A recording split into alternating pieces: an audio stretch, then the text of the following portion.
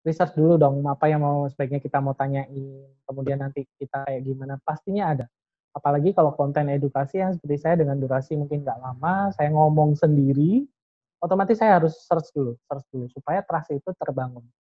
Hmm. Orang nggak akan percaya kalau misalkan di suatu saat apa yang kita omongin ini ternyata salah gitu.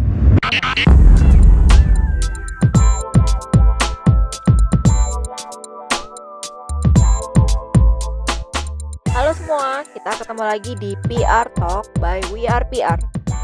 Biasanya kita menggunakan YouTube sebagai media promosi. Tapi Dr. Jeffrey menggunakan YouTube sebagai medium untuk mengaplikasikan ilmu kedokterannya secara online. Mantap betul kan? Yuk langsung aja kita dengerin podcastnya bersama Dityo sebagai host dari We Are PR Agency. Halo YouTube, halo podcast, halo Instagram, dan last but not least, hi Facebook. Terima kasih teman-teman semuanya yang sudah setia menunggu PR Talk di episode ke berapa ya ini ya? Di episode ke-30 kayaknya.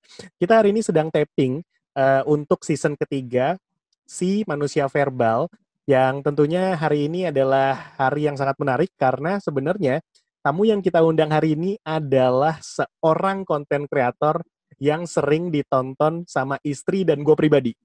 Nah, jadi long story short, kita memang ada sesuatu dalam proses pernikahan kita dan proses melahirkan calon anak kebetulan kemarin, dan kita akhirnya mencari tahu tentang banyak informasi tentang itu ke dokter yang satu ini. Nah, nanti gue akan perkenalkan sedikit tentang apa sih yang dilakukan oleh Dr. Jeffrey, khususnya di media publik yang mengangkat namanya nih belakangan ini, si Jeffrey Kurniawan melalui dua platform YouTube-nya, yaitu ditanyakan dokter dengan 538.000 subscriber, 156 video, dan ada akun keduanya dong, Encyclopedia Dokter, 146.000 subscriber dengan 75 video. Wow, gila, keren banget seorang dokter.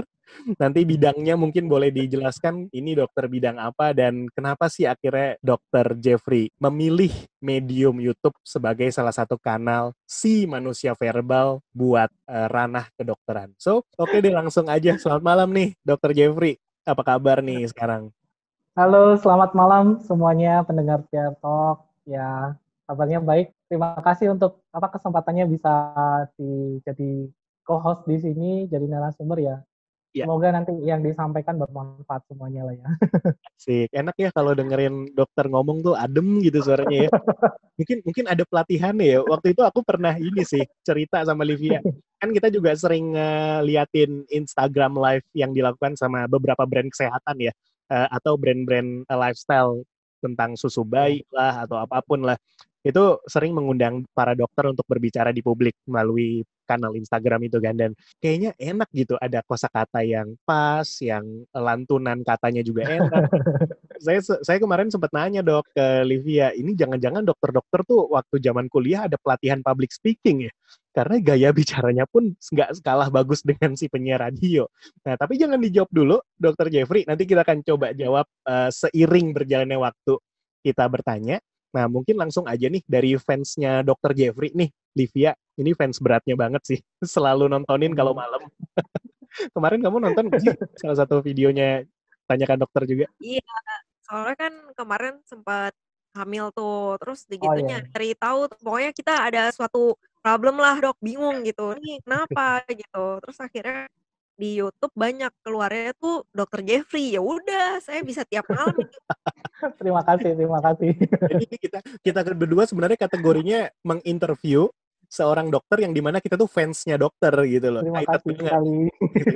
Tapi Liv, ini jangan jadi konsultasi colongan nih Liv ya. Gak enak. Enggak kok, enggak. Sorry, sorry.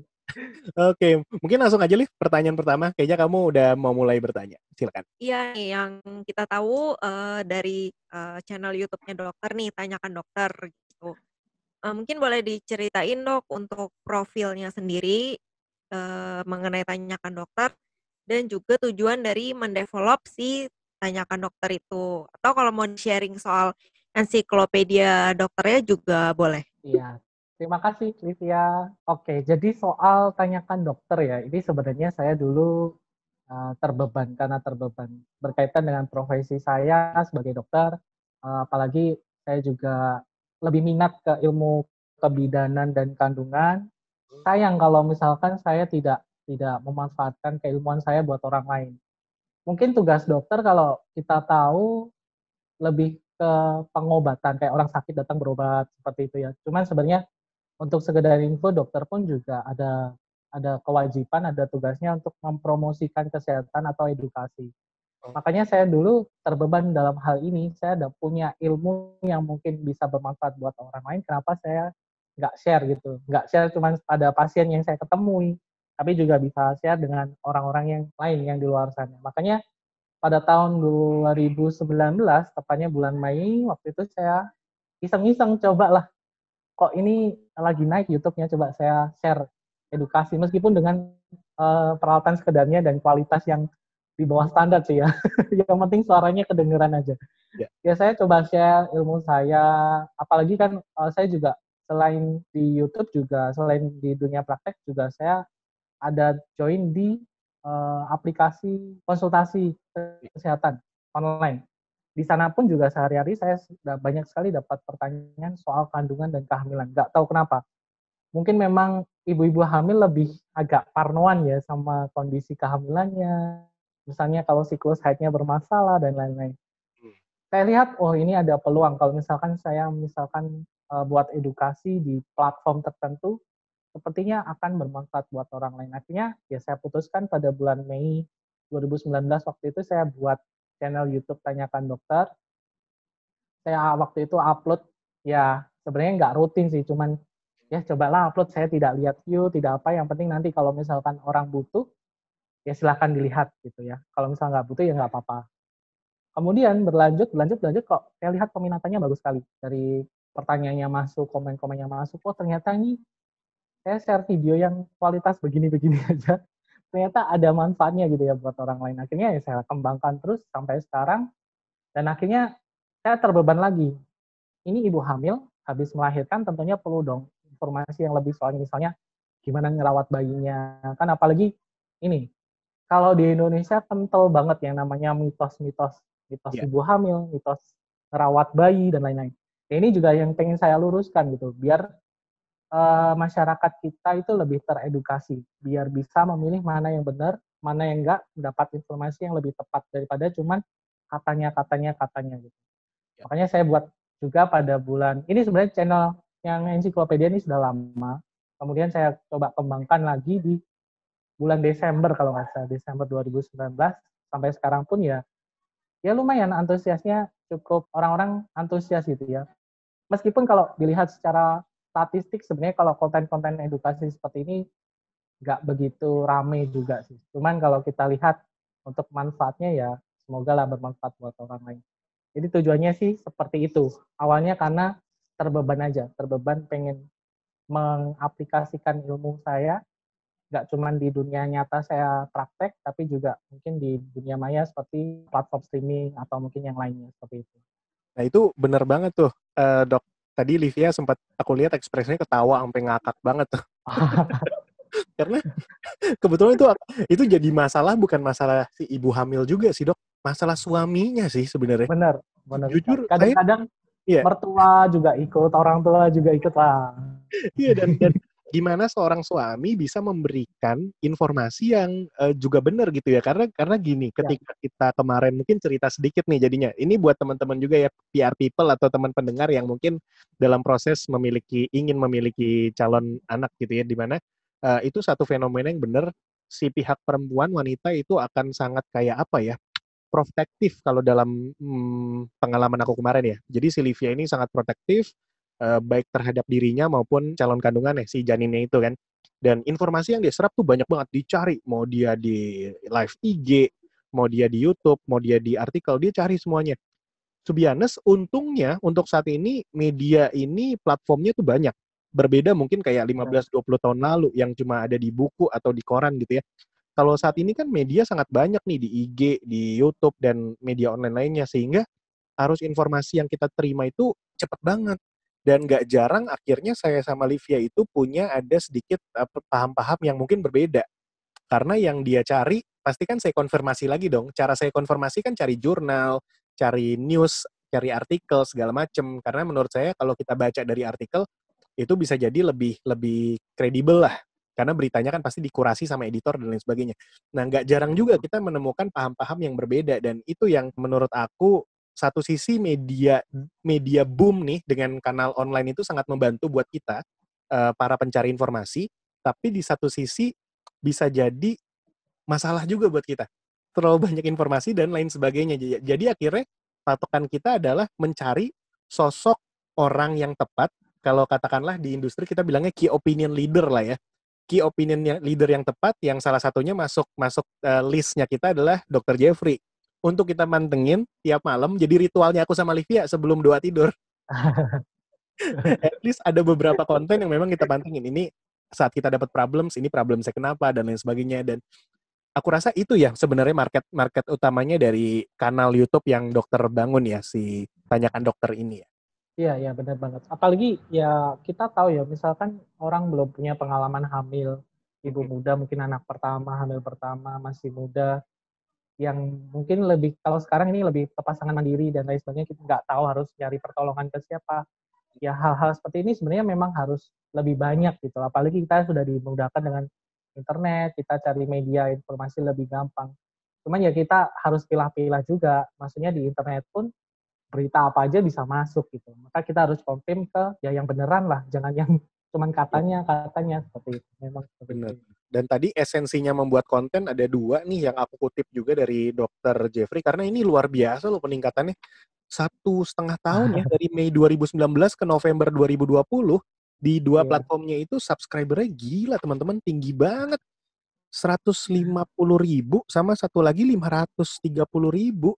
Itu kalau dijumlah, gila, keren banget. Dan itu tadi esensinya adalah buatlah konten yang bermanfaat, bukan buat diri kalian, tapi buat orang lain, penikmatnya. Dan dari manfaat itulah yang akhirnya kalian bisa menjadi satu sumber yang meluruskan mitos-mitos.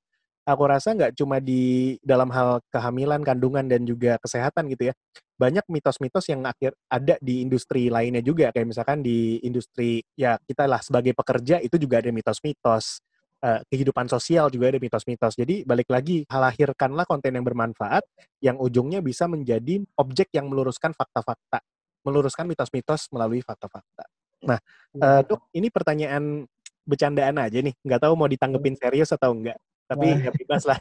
Kira-kira dari konten YouTube yang dibangun itu meningkatkan entah customer-nya, sales-nya, atau apalah istilahnya? Iya, kalau misalkan dalam hal peningkatan itu pastinya ada sih, pastinya ada.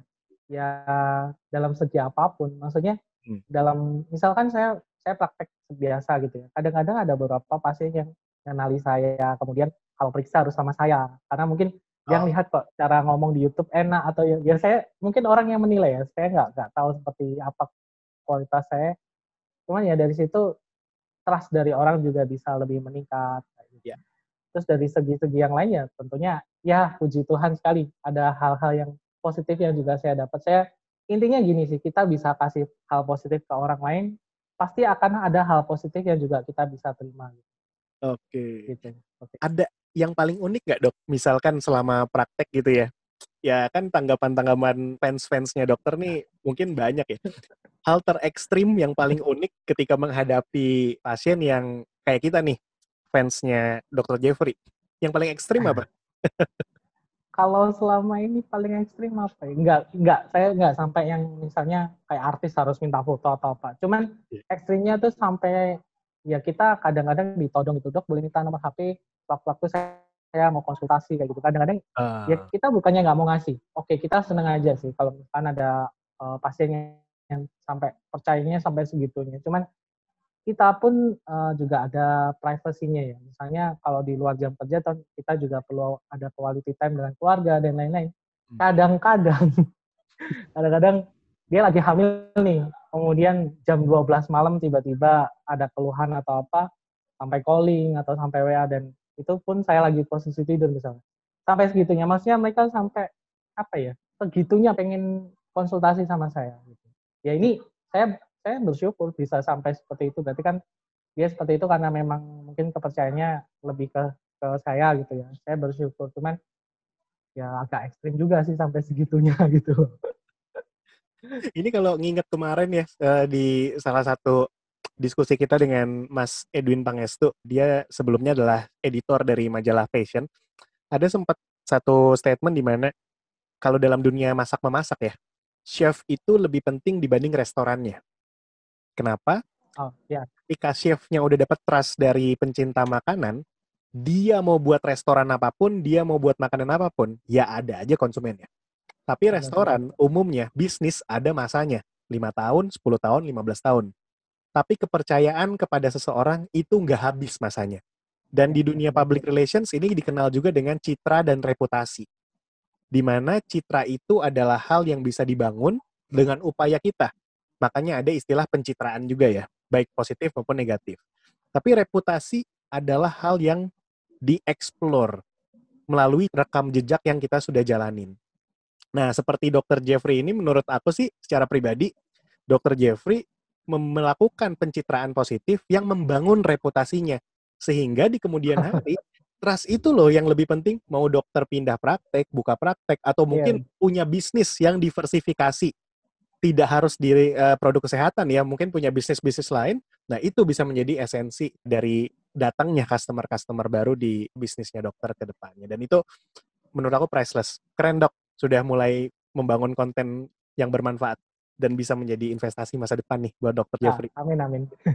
Ya itu hal positif yang kita dapat ya. Ya, Senang aja sih kalau misalkan bisa sampai seperti itu. Ya, ya, ya itu balik lagi intinya kalau kita bisa ngasih positif ke orang, pasti ada hal positif yang juga kita bisa dapat. nice. Livia ada next question nih buat dokter nih. Silakan Liv. Oke. Nah, ini sekarang kan banyak ya dok channel digital gitu untuk bisa mengkomunikasikan berbagai macam informasi gitu. Nah, kita penasaran nih kenapa kok dokter memilihnya tuh YouTube Ah, bukan ketimbang channel-channel yang lain gitu. Mungkin kan biasanya orang mulainya dari Instagram dulu gitu. Nah, Hmm. cuman kenapa nih dokter lebih memilih si YouTube? jadi kenapa sih YouTube? Awalnya nih awal cerita banget ya. Awal cerita banget itu sebenarnya saya punya teman-teman SMA waktu itu yang sudah cukup lama lost kontak, teman dekat banget, bahkan hampir kayak saudara lah. Agak lama lost kesibukan masing-masing. Saya harus kuliah di Bali, dia harus kuliah di Malang waktu itu. Hmm. Suatu ketika nggak tahu kenapa saya bisa ngontak dia. Mungkin karena rasa kangen ya, namanya sahabat tuh. Kadang-kadang kalau lama nggak ketemu kangen gitu. Saya ngontak dia, ternyata masih aktif dan kita akhirnya ketemuan. Nah singkat cerita, saya ke rumahnya, kita ngobrol-ngobrol banyak. Dia nunjukin nih platform YouTube pada tahun sekitar itu 2018 akhir ya. Karena waktu itu saya juga pulang ke kampung halaman saya juga jarang-jarang. Dia kebetulan waktu itu punya YouTube yang sudah dia buat dari tahun 2009. Dari Wah, awal-awal mungkin YouTube baru ada ya, kalau nggak salah ya. Dia waktu itu cuman upload video musik lah. Kok nggak sengaja 3 tahun atau 2 tahun belakang ini video satu itu aja, cuma satu itu ternyata naik. Nah, di situ dia mamerin ke saya, ini loh aku punya video tahun 2009, sekarang tuh yang lihat bisa sampai ratusan ribu. Saya lihat, wah ini kebetulan nih mungkin karena sekarang lagi musim-musimnya orang YouTubean ya seperti itu, nggak cuma di Indo tapi juga seluruh dunia lagi booming gitu. Dipamerin seperti itu, bahkan dia memamerkan adsense-nya dia gitu loh. Loh, kamu kamu diam-diam di rumah, kamu misalnya mohon maaf mandi nggak makan, kamu digaji lumayan loh per detik, per menit, per view bisa dihitung lumayan lah. oke. Dari situ awalnya saya punya keinginan, wah enak juga ya misalnya, apalagi YouTube sekarang kita bilang aja lah, kita mau beli HP, aplikasi yang sudah terinstall pasti ada YouTube-nya. Pasti HP merek apapun pasti ada YouTube-nya. Ya, setuju. Dan orang gampang sekali untuk akses hal itu. Bahkan kalau saya lihat, lebih ramai YouTube daripada orang nonton TV ya. Mungkin Hmm. lebih banyak TV yang nonton kita daripada kita nonton TV. Orang lebih ke HP, HP dan HP gitu. Akhirnya pada saat itu saya mulai iseng-iseng cobalah mau main game. Karena waktu itu saya suka game, udah diupload di Oke. YouTube, nggak ada manfaatnya sama sekali. Mungkin cuma buat hiburan saya aja, cuma nggak ada manfaatnya. Ya, ya, ya. Dan akhirnya ya saya fokus ya mungkin yang tadi ya di awal tadi, cuman juga saya lihat YouTube ini lagi berkembang. orang apa-apa YouTube. Bahkan pengguna YouTube mungkin setiap tahunnya ada peningkatan seperti itu. Bahkan segala usia, anak-anak, remaja, dewasa, orang tua pun juga buka YouTube, punya akun YouTube. Makanya saya coba di situ. Dan karena waktu itu saya berpikirnya saya lebih suka mengedukasi dengan secara lisan seperti ini. Kalau menurut saya YouTube ada platform yang paling nyaman buat saya. Karena kalau mungkin Instagram ada batasan waktu ya, kalau misalnya kalau nggak salah waktu itu ada batasan berapa menit harus ya gitu. Atau mungkin yang lainnya. TikTok pun saya juga sebenarnya punya akun TikTok juga punya. Cuman di TikTok kan juga kecil banget. Maksudnya batasan waktunya singkat banget. Cuman di YouTube ini paling nyaman. Secara otomatis karena mungkin ya keaktifan saya di YouTube, mungkin brandingnya juga lama-lama naik. Platform yang lain pun juga ngikut. Kayak TikTok itu waktu itu saya dihubungi pun juga akhirnya saya bisa share edukasi di sana. Di Instagram juga lama-lama followernya naik-naik sendiri. Saya nggak apa-apain. Dan karena ada follower, saya terbeban juga untuk coba share edukasi sedikit-sedikit. Jadi ya kenapa milih YouTube? Awalnya karena teman, kemudian kenyamanan, dan juga kelihat ke peluang. Karena apa-apa orang lihat YouTube, apa-apa orang lihat YouTube. Seperti itu kira-kira.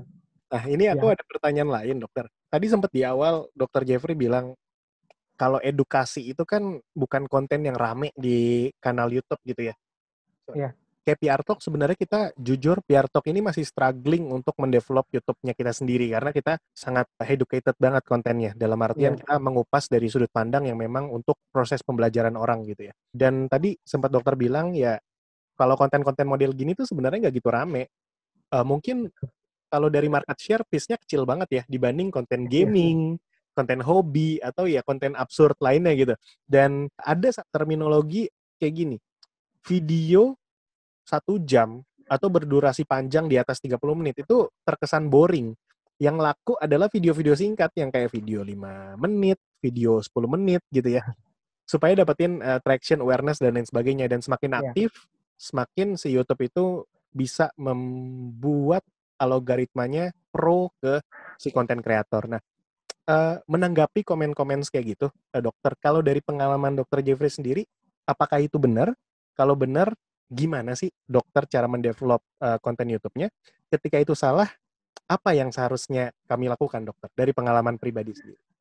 Jadi memang benar, Bang. Kalau misalkan edukasi itu biasanya orang bosan nih. Misalnya gini, orang buka HP tujuannya sih sebenarnya lebih banyak sih lebih ke hiburan ya. Cari seneng lihat apa orang ngevlog, jalan-jalan, mungkin gaming dan lain sebagainya. Konten edukasi itu memang peminatnya sangat kurang. Kecuali orang itu butuh. Misalkan kayak Mbak Livia yang lagi hamil, kemudian pengen tahu sesuatu, dia otomatis mencari. Ya, otomatis mencari. Karena memang butuh, bukan karena untuk hiburan. Pastinya bukan untuk hiburan. Tapi memang untuk dapat informasi. Konten edukasi ini memang naiknya tidak di awal, Mas ya. Maksudnya gini, kita habis upload ya, tidak langsung naik gitu ya, view. Meskipun followernya ratusan ribu lah, tidak langsung paling cuma ratusan ribuan gitu, nggak sampai 10.000 kadang-kadang. Cuman kita di sini lebih main ke keyword, kata kunci, di mana kita bikin judulnya, kemudian kita fokuskan pembahasannya di situ dan kata-kata kunci taksnya dan lain-lain yang lebih fokus ke pembahasan kita, orang akan lebih gampang nyari. Misalnya Mbak Livia tadi yang lagi hamil, otomatis nyarinya itu ya pas dia lagi butuh kan. Misalnya ada keluhan lagi hamil nyeri perut nih, nyeri perut saat hamil. Di situ sebenarnya menangnya konten edukasi itu di sana. Konten edukasi akan dicari orang itu perlu. Karena mungkin kan banyak orang nyari ketemu di atas, diklik dia dengar, oke, seneng, kemudian dia akan next ke video-video yang lain. Di situ video kita akan mulai naik. Memang agak lama, tidak boom di atas, tapi akan boom di belakangan. Makanya di situ kita lebih main ke kata kunci sih, supaya video kita ini gampang ditemu sama orang. Karena kan ya kita tahu ya di YouTube banyak sekali orang upload video edukasi seperti saya pun tentang kehamilan, tentang anak-anak banyak banget, dokter yang lain juga banyak banget. Makanya di mana kita bisa menangin di sana. Nah, soal YouTube memang untuk suggest itu kita mainnya ke retensi, watch time dan lain-lain ya. Di mana orang semakin lama nonton, semakin YouTube itu mensuggest. Misalkan video yang 1 jam, kalau kontennya seru, misalnya jalan-jalan atau apa, mungkin orang bisa lihat sampai selesai ya. Tapi kalau untuk edukasi saya rasa enggak. Ketika dia sudah dapat poinnya, misalkan kita sudah nyampein di tengah-tengah poinnya, belakangnya kan otomatis seperti penutup ya. Ya. Dia sudah dapat di sini, kadang-kadang di stop sama dia. Dia Oh, next ke video yang lain. Jadi tidak mungkin bisa sampai full, kecuali menarik sekali ya edukasi. Cuman saya rasa jarang sekali ada edukasi yang menarik banget gitu, saya rasa sangat kurang. Nah, kalau misalkan orang, memang saya setuju dengan durasi video. Kalau semakin lama orang nonton akan semakin bosan, efeknya watch time kita akan lebih kecil. Retensi penonton ya kalau nggak salah ya, kalau di YouTube. Semakin kecil otomatis video kita tidak dikenali oleh YouTube. Kalau misalkan durasi mungkin singkat, jadi edukasi terfokus, jelas, dan tersampaikan, orang bisa lihat mungkin setengahnya atau lebih, itu bisa lebih gampang kita dikenali oleh YouTube. Oh ini, kalau kamu nyari topik ini, ke video ini aja, ke channel ini aja. Gitu.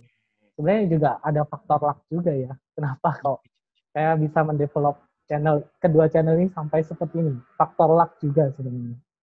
kalau faktor luck yang paling kerasa apa nih, dokter? Kan pasti dari faktor luck ada penjabarannya dong. Luck karena gaya bicaranya, luck karena pembahasannya. Ya kita tahu ya, pembahasan kehamilan itu never ending story. Semua orang pasti hamil. Yes, yes. Itu udah keuntungan Iya dokter benar. di situ. Tapi yang lain-lainnya kira-kira apa, Dok? Siapa tahu bisa jadi insight juga buat kita, si faktor luck itu. Ya, faktor luck-nya waktu itu karena saya pertama ikut aplikasi konsultasi online ya. Jadi saya lebih tahu pasar orang lebih minatnya yang ditanyakan itu seperti apa. Jadi topik-topik pembahasan saya otomatis ya bisa saya arahkan ke sana karena orang lebih banyak nyari, dan juga mungkin ini orang menilai sih. Ya. Katanya saya penyampaiannya lebih enak. Ya, ya. Lebih fokus dari komen-komen ya juga ada seperti itu. Tapi itu orang yang menilai ya, saya nggak ngerasa seperti itu. Dari situ ya gimana ya, kita kadang nggak bisa dibuat-buat ya, memang pembawaannya kita seperti itu.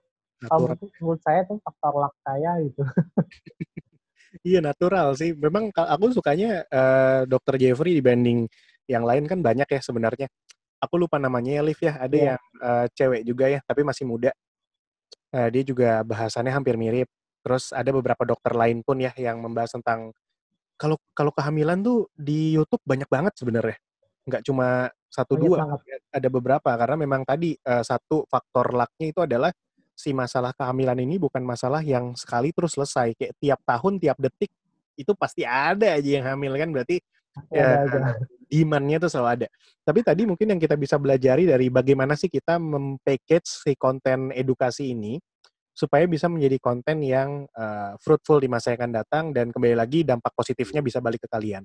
Satu hal yang kita harus tahu, yang tadi aku ambil pembelajarannya dari dokter untuk kami juga di WRPR Agency, konten edukasi bukanlah konten yang boom di awal. Jadi kalau misalkan bahasanya kita mungkin traffic-nya late ya. Dia Ya, traffic itu di awal pelan-pelan, tapi di satu titik mungkin udah jeda 5 tahun, 7 tahun, dia bisa sampai dapat views-nya gede banget. Dan menurut aku sebagai konten kreator atau sebagai pebisnis lah ya, aku mungkin lebih preferensinya ke sana. Kenapa? ya, Ngapain kita bikin konten yang boom sekali terus nggak ada dampaknya? Mendingan punya konten yang sirkulasinya terus ke atas. Kenapa? Karena efeknya itu di revenue stream. Revenue stream which is itu konten sampai dengan tahun kapan dia dilihat, itu masih bisa terus menghasilkan uang. Dibanding yang cuma sekali, setuju. boom, ya udah, that's it, selesai. Dan bagaimana mempackage konten edukasi ini? Tadi satu ada penggunaan keywords. Mungkin satu hal yang kurang tepat kita lakukan di WRPR adalah penggunaan judul yang berbahasa Inggris. Sementara konten kita adalah konten bahasa Indonesia dan kebanyakan ini dikonsumsi oleh orang lokal. Mungkin dari habis ini aku akan ada perubahan dalam hal keywords, itu judul besarnya dalam bahasa Indonesia. Karena sebelumnya aku sebenarnya buat keren-kerenan aja sih. Oh ya, Tapi setelah dipikir-pikir lagi, ya banyak masukan juga dan harus aku take it seriously. Kemarin tuh aku cuma merubah description-nya doang yang udah jadi bahasa Indonesia, terus di kolom deskripsinya udah pakai hashtag-hashtag yang banyak. Karena di kolom deskripsi kita pakai timetable. Jadi buat teman-teman yang sering lihat PR Talk, itu kalau cek ke deskripsi, itu ada kayak menit-menit topik. Jadi kita memang tujuannya supaya orang bisa cepat aja ngeklik topik mana yang pengen dia lihat. Karena kita udah tahu watch time-nya kita itu kurang lebih 3-5 menit. Jadi kita udah fokus ke situ. Nah, mungkin after this kita akan develop si judulnya juga kita akan pakai bahasa Indonesia. Karena kata kunci itu sangat penting ya. Supaya pencariannya Penting. tetap ada di atas. Soalnya kamu harus sadar konten edukasi tuh ya akan trafficnya gede di belakang gitu. Jadi harus sampai tahun kapan tuh harus muncul di atas. Terus long last tadi, retensi durasi berarti harus paham si durasi penikmatnya bisa stay berapa lama. Kalaupun kontennya panjang, misalkan kayak 30 sampai 40 menit, mungkin opsinya ada dua, antara kalian pecah kontennya 15, 15, 15, atau menggunakan, kalau kita sih akhirnya memutuskan menggunakan timeline. Jadi di kolom deskripsi sama komennya kita kasih timeline waktu. Sehingga buat orang-orang yang ingin menonton ini, ketika dia ngecek ke timeline, oh ternyata topiknya ada di menit ke-15, dia bisa langsung go to that point gitu. Jadi nggak wasting time nontonin 15 menit di awal yang mungkin nggak relate sama apa yang dia mau. Terus research. Kalau faktor luck-nya dokter mungkin saat join ke satu platform digital ya. Jadi Iya. bisa dapat Iya. insight dari klien, dari pasien, itu kan medium research juga. Dan itu Iya, penting. benar sekali. Sebelum mulai bicara, mulailah mendengar dan mulailah mengobservasi. Karena balik lagi, kalau bicara tanpa adanya landasan, itu akan jadi tong kosong nyaring bunyinya juga kan. Mau se-expert apapun teman-teman, tapi balik lagi, research lapangan itu penting, jadi bicaralah ketika kalian sudah mampu mendapatkan apa yang terjadi di pasar, atau apa yang kalian sudah pahami. Dan terakhir adalah gaya komunikasi. Balik lagi, kemampuan komunikasi ini menjadi hal yang penting. Sebagus apapun kalian mendesain sebuah konten, tapi kalau tidak ada hal yang bisa dikomunikasikan, itu tidak akan bermanfaat buat orang lain dan tidak akan memberikan fakta-fakta penting kepada orang lain. So, that's the points yang bisa aku petik dari dokter. Nanti akan aku taruh di timetable, menit keberapa. Jadi silakan nanti saksikan di menit tersebut aja. Nah, kita masih ada next question, dokter. Mengenai trust, tadi kan sempat dibicarakan, ini outputnya adalah trust, kepercayaan kepada sosok si content creator-nya, which is ini Dr. Jeffrey. Kira-kira kalau dari dokter sendiri, trust ini menjadi hal penting nggak sih yang harus selalu ada di setiap konten YouTube, dan gimana sih cara dokter secara organik membangun trust kepada penikmat kontennya? Ya, oke. Faktor trust ini penting sekali, apalagi kalau saya mengangkat profesi saya, mewakili profesi saya sebagai dokter, otomatis orang itu harus percaya dong, kalau ini beneran dokter, apa yang disampaikan memang valid gitu ya, bukan yang hoax atau yang berdasarkan katanya-katanya seperti itu. Makanya penting banget. Maka di setiap video, mungkin sebelum saya menyampaikan informasi, saya juga tentunya harus belajar dulu. Nggak bisa kalau kita hanya spontan atau bagaimana, kita harus tetap belajar. Contohnya mungkin dari seperti podcast seperti ini, kita juga perlu research dulu dong, apa yang sebaiknya kita mau tanyain, kemudian nanti kita kayak gimana, pastinya ada. Apalagi kalau konten edukasi yang seperti saya dengan durasi mungkin nggak lama, saya ngomong sendiri, tanpa narasumber, ya saya sendiri cuma yang ngomong, otomatis saya harus search dulu, supaya trust itu terbangun. Orang nggak akan percaya kalau misalkan di suatu saat, apa yang kita omongin ini ternyata salah gitu. Memang, kalau di dunia medis ini agak-agak sulit, gampang-gampang sulit. Soalnya pertama, medis itu berkembang, ya. Contohnya kalau waktu lalu COVID bilangnya seperti ini, ternyata sekarang COVID seperti ini, bisa berkembang karena memang dunia kedokteran tuh long life learning. Kita nggak bisa belajar saat ini aja, karena nanti berapa puluh tahun, mungkin setahun, 2 tahun, atau berapa puluh tahun ke depan, ilmu ini akan berubah. Makanya itu sebenarnya yang agak gampang-gampang sulit. Jadinya kalau misalkan saya membangun trust tuh, misalkan saya bulan ini saya menyampaikan topik misalnya apa, ya sesuai pedoman yang ada waktu itu. Misalkan nanti saya kan juga otomatis harus terus belajar ya. Suatu saat ada perubahan guideline atau yang lain, saya harus mengangkat tema yang sama dengan informasi yang lebih update. Karena ya itu lagi, trust itu sangat penting. Jangan sampai orang lihat, misalnya ini sudah berapa tahun yang lagi nih, karena khusus medis ya, dia lihat, loh kok udah nggak cocok sama sekarang. Itu sangat kan mengganggu trust kita ke mereka. Dianggapnya kita nyampein berita hoax dan lain sebagainya. Maka kita harus update terus. Update ilmu itu penting banget. Itu yang sering terjadi ya. Sebenarnya menurut aku juga bukan salah di objek yang dibahas atau bukan salah di siapa yang mengutarakan sih. Karena Iya, untuk beberapa aspek konten, khususnya untuk bidang kesehatan dan bidang dokter ini, benar kata dokter Jeffrey, di mana sebuah objek itu dia nggak bisa begitu aja stay at it is gitu loh. Kayak virus itu terus berkembang, symptoms itu akan selalu ada yang baru. Jadi buat teman-teman mungkin sebagai tips juga untuk pembahasan konten-konten yang kira-kira sensitif dan tidak ada time frame-nya, mungkin di setiap produksi konten harus diperjelas tuh time frame-nya. Kayak kita iya, ngomongin ini benar, saat benar. tahun apa, saat masa apa, atau kita ngomongin ini dengan objeknya tuh apa. Sehingga itu sebenarnya satu prinsip yang ada di jurnalistik itu kan, kalau kita ngomongin manusia verbal nih, YouTube content creator kan sebenarnya jurnalis kan. Jurnalis publik lah. Dalam artian harus accountable, bisa diukur, dan juga trustable, bisa dipercaya. Kalau trustable, ketika kalian sudah mewakili profesi, sudah pasti bisa dipercaya. Tinggal gimana kalian ngejaga hati untuk bisa ngomong aja. Ngomong yang benar apa ngomong yang salah. Itu trustable. Tapi accountable, hal yang bisa diukur juga bagaimana cara merepresentasikannya. Apakah kalian mau taruh deskripsi di YouTube-nya atau di konten kalian, time frame tahun, atau kalian gunakan ide-ide kreatif lainnya. Balik lagi, ketika kita ada di sosial media atau di media apapun, seperti kata Dr. Jeffrey, ini akan ada penilaian publik dan yang beragam.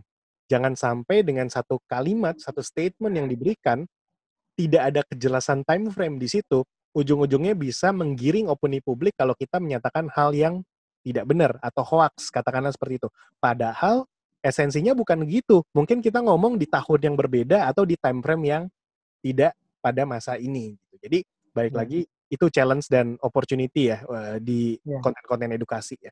Mungkin Livia iya. ada mau kasih tanggapan? Iya, ini bener banget sih. Jadi based on my experience untuk masalah medis, apalagi soal kehamilan gitu. Terus terang aja sih dok, menurut aku sih masih nggak terlalu banyak ya bahasannya. Mungkin aku search temuin sih beberapa dokter gitu, cuman yang bahasannya tuh kayak to the point, jelas, clear, itu bisa dihitung pakai jari gitu. Jadi kenapa akhirnya aku lebih milih nontonin Dr. Jeffrey itu karena kayak aku tuh kayak gampang gitu loh dimengerti. Terus udah gitu tuh nyampeinnya tuh enak gitu. Jadi akhirnya kita balik lagi sih ke trust. Karena mohon maaf nih untuk kalau kita lagi konsul sama dokter-dokter, dokter kandungan tuh kadang nggak seinformatif itu dok. Jadi kita mau nggak mau cari info di luar, di media-media itu akhirannya Ini gitu. masalahnya kalau dokter kandungan di lapangan itu, di rumah sakit, kamu lihat sendiri antriannya berapa banyak. Iya, benar, benar sekali, benar sekali. Makanya ya Oke. kita sebenarnya harus harus pinter-pinter juga. Kita nggak bisa mengandalkan waktu ketemu dokter ya. Kalau dokternya free, oke ya, enak diajak ngobrol. Cuma kan karakter dokter tuh beda-beda. Makanya ya kita harus pinter-pinter nyari informasi tambahan lainnya. Tentunya yang penting, paling penting adalah kevalitan, harus benar-benar valid, jangan yang hanya katanya-katanya itu tadi. Iya. Betul. Mungkin aku mau tanya aja nih dok, untuk saat ini nih, ini mulai banyak nih dokter-dokter yang eksis gitu di YouTube. Atau mungkin sebelumnya udah ada tapi sekarang tuh lebih lebih banyak lagi gitu. Nah, aku mau tanya aja nih, menurut dokter gimana sih kalau si banyak dokter ini akhirnya merambah dunia channel edukasi di digital dan kesannya seperti influencer gitu? Kalau saya menanggapi ini lebih ke hal positif sebenarnya, karena influencer itu bisa, siapapun bisa jadi influencer selama kamu bisa mempengaruhi orang lain. Hmm. Cuman khusus dalam kita profesi dokter ini, sebenarnya balik lagi kayak tadi, tugas kita itu tidak cuma mengobati orang, tapi bagaimana kita berkomunikasi, mempromosikan kesehatan, lebih ke upaya pencegahan ya, Hmm. edukasi. Nah, sama seperti orang promosi. Promosi kita tentunya lebih nyaman, lebih efektif kalau apa yang kita promosikan, apa yang kita sampaikan, edukasikan itu ke orang yang tepat, ya, orang yang tepat. Contohnya kalau misalkan kayak zaman dulu ya, pakai pamflet, pakai apa itu kayaknya untuk zaman sekarang sudah nggak begitu orang lihat gitu loh ya. Lebih orang enaknya ya nyaman lewat HP, lewat YouTube, Instagram dan lain-lain. Makanya saya positif banget kalau dokter banyak sekali terjun ke dunia platform seperti ini, kesannya seperti influencer, saya nggak ada masalah. Karena yang penting dokter itu bisa dipercaya. Apa yang disampaikan tidak hoax, memang sesuai keilmuan medis yang memang bisa dipercaya, orang bisa anut seperti itu, ini sebenarnya nggak ada masalah. Kalaupun kesannya jadinya kayak influencer, kita juga namanya dokter juga ada kode etik ya. Kode etik di mana apa yang kita influence itu jangan sampai merusak kode etik kedokteran kita. Contoh, kalau misalkan dokter itu influence-nya lebih ke jualan produk, tapi dia membawa profesinya, itu sebenarnya kurang cocok sebenarnya. Tapi balik lagi ya ke pribadi masing-masing. Selama yang di-influence itu hal positif, saya menanggapi itu nggak apa-apa, baik malah bagus, karena kita dokter juga harus berkembang dong. Nggak cuman yang lainnya, kita harus ngikuti zaman. Di mana kita bisa edukasi orang itu tepat sasaran dan efektif. Kalau dulu kita pakai pamflet, kita sebarin, belum tentu orang itu kan lagi butuh informasi itu. Kalau seperti kita khusus misalkan mau menyampaikan tentang kehamilan atau yang lain, orang akan datang sendiri. Orang akan datang sendiri melihat apa yang, mencari apa yang mereka butuhkan. Jadi nggak ada masalah, justru kalau bisa ini harus semakin dikembangin. Nggak cuma di dunia medis ya, tidak cuma dokter, tapi kalau bisa sebenarnya di setiap bidang itu ada influencernya, ada tokohnya masing-masing untuk dia bisa public speaking seperti ini di platform apapun. Karena balik lagi, kita harus menyampaikan hal positif. Kalau kita lihat, mungkin banyak influencer yang tidak di bidangnya. Itu yang saya juga garis bawahi. Dia mungkin bukan dari orang medis, tapi dia ngomong medis, itu kan nggak cocok banget ya. Meskipun informasi itu dia bisa baca, tapi menurut saya itu belum valid. Karena dia tentunya untuk bisa menyampaikan hal medis, dia harus berdasarkan bukti, fakta. Kalau kita evidence based seperti itu, jadi benar-benar yang valid. Jadi ya kalau dunia kesehatan ya dokter harus ngomong. Kalau misalnya dunia musik ya pemusik harus ngomong. Public speaking ya orang public speaking harus, dan lain sebagainya, public relation. Ekonomi ya ekonomi. Lebih baik seperti itu. Jadi benar-benar ada bidangnya masing-masing. Jadi nggak ada masalah. Dokter kalau mau jadi influencer yang positif sesuai profesinya, oke, nggak ada masalah. Saya malah dukung. Saya malah senang. Semakin banyak semakin senang saya. Dengan gaya komunikasi seperti apapun ya, dengan gaya Ya. komunikasi yang adem seperti Dr. Jeffrey, atau dengan gaya komunikasi yang impulsif seperti dokter berambut merah, Dr. Tir. Oh Tapi iya. balik lagi, itu kembali ke penilaian masing-masing orang. Yang saya garis bawahi seperti kata Dr. Jeffrey, selama kamu bisa memberikan statement positif yang memberikan dampak positif ke orang lain, nggak ada masalah. Semua orang di profesi apapun, di bidang apapun, justru harus menjadi public speaking untuk industrinya masing-masing. Benar. Akan lebih baik semua orang bisa berbicara, sehingga konten edukasi ini bisa menjadi konten yang mengimbangi, di mana dunia media sosial ini beberapa tahun lalu, mungkin 5 tahun ke belakang, ini diisi oleh orang-orang yang belum tentu kredibel di bidangnya. Bersyukur ketika mereka yang sudah menyadari mereka nggak kredibel dan mereka belajar. Akhirnya menjadi konten kreator yang lebih baik. Tapi yang jadi masalah ketika orang itu nggak kredibel, tapi dia dapat followersnya banyak, dan ujungnya bukan menebar fakta, tapi menebar mitos yang lebih gila lagi.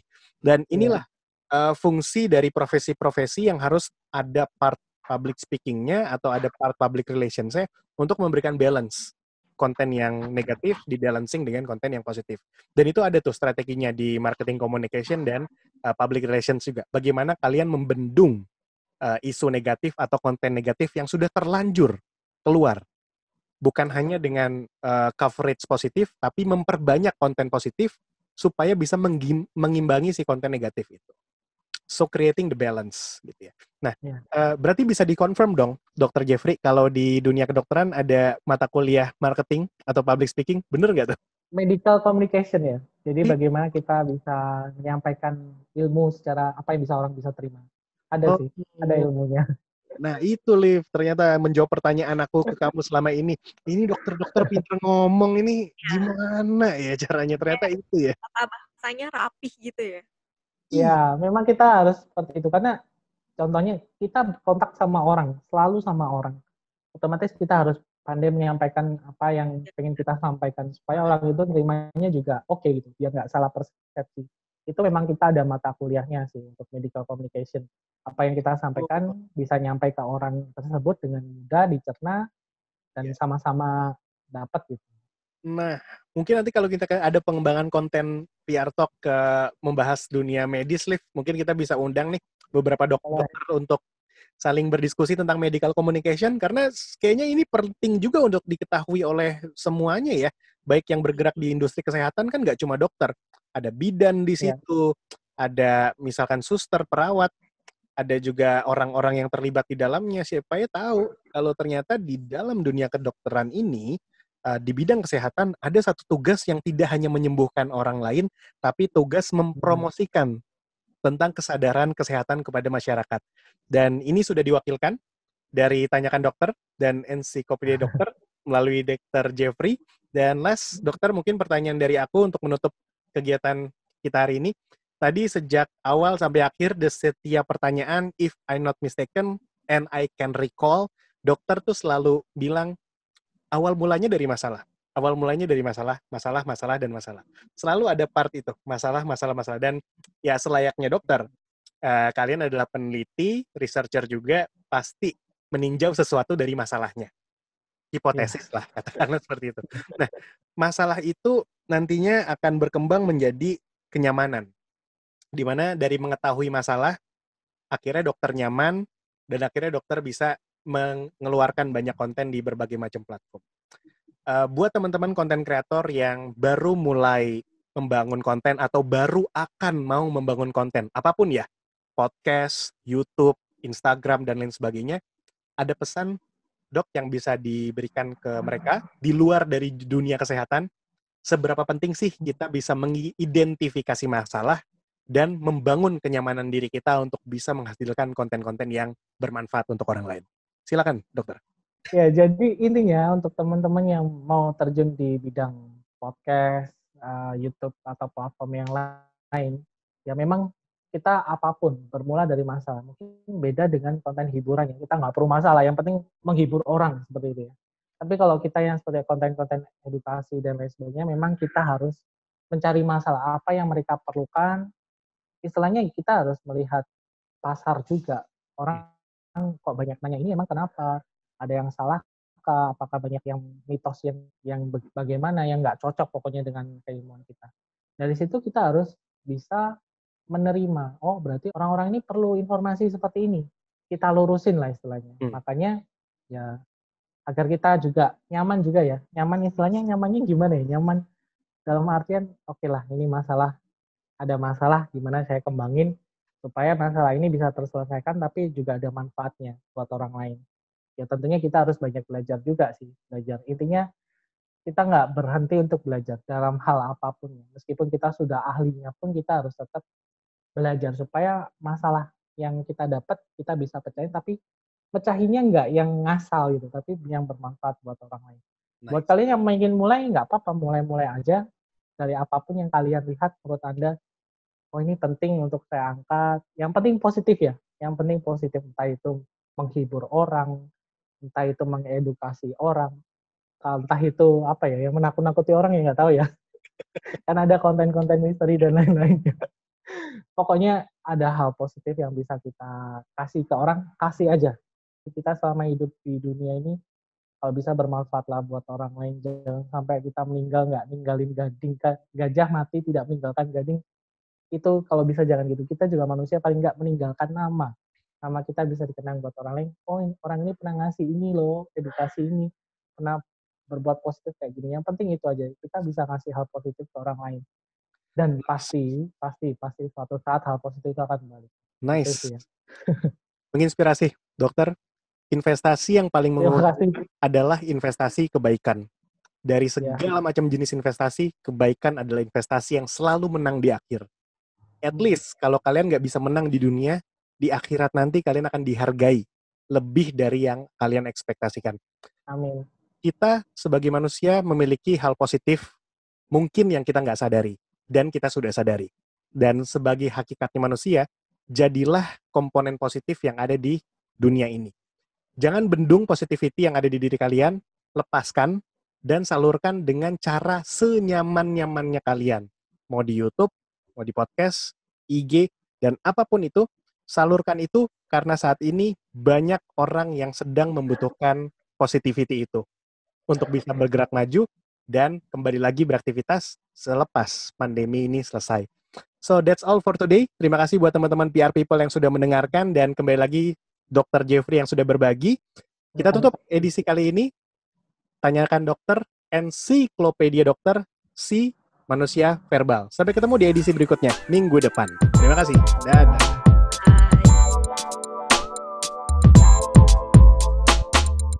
Sekian PR Talk kita hari ini. Terima kasih untuk semua yang sudah mendengarkan, terutama Humas Ushahid dan kita mahasiswa yang sudah support kita. Jangan lupa subscribe dan komen konten kita, serta follow Instagram @weareprnetwork. Sampai ketemu di PR Talk selanjutnya. Dadah!